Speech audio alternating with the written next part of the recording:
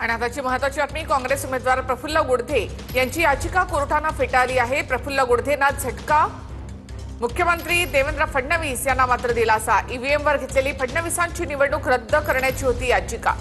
काँग्रेस उमेदवार प्रफुल्ल गुडधे यांची याचिका कोर्टाने फेटाळली आहे। काँग्रेस उमेदवार प्रफुल्ल गुडधेंची याचिका सुप्रीम कोर्टाने फेटाळली। प्रफुल्ल गुडधेंना झटका, मुख्यमंत्री देवेंद्र फडणवीस यांना मोठा दिलासा। ईव्हीएमवर घेतलेली फडणवीसांची निवडणूक रद्द करण्याची मागणी त्यांनी याचिकेमधून केली होती। आणखी एक महत्त्वाची बातमी आपण पाहूयात। महाराष्ट्र राज्य कोणाच्या बापाचं नसून जनतेचं आहे। चित्रा वाघ यांनी नाना पटोले यांच्यावर टीका केली आहे। जनतेच्या हिताचे निर्णय बावनकुळे यांच्याकडून घेतले जात आहेत असंही चित्रा वाघ यांनी म्हटलं।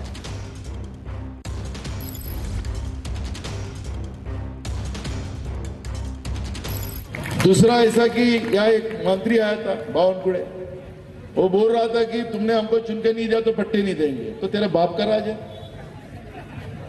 अरे मुख्यमंत्री और मंत्री भी जेल में गए, फिशिंग फिशिंग फिशिंग।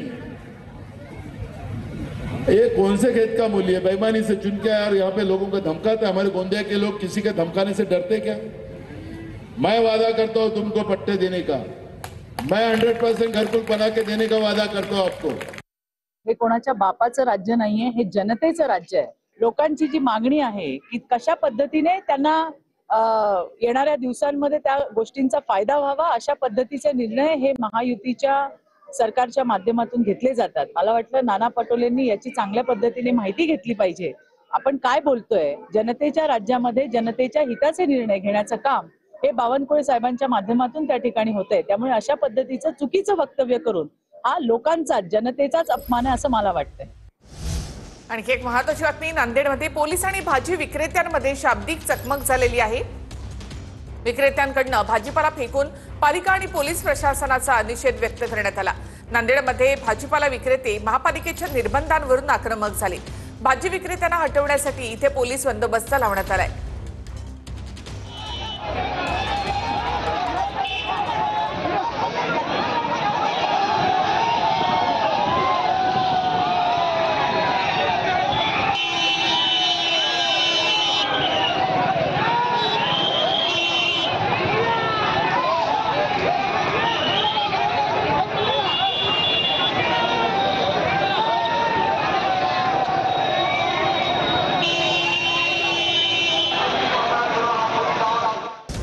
लाडक्या बहिणीच्या 1500 रुपयांनी काय होणार असा सवाल मनोज जरांगे पाटील यांनी केलाय।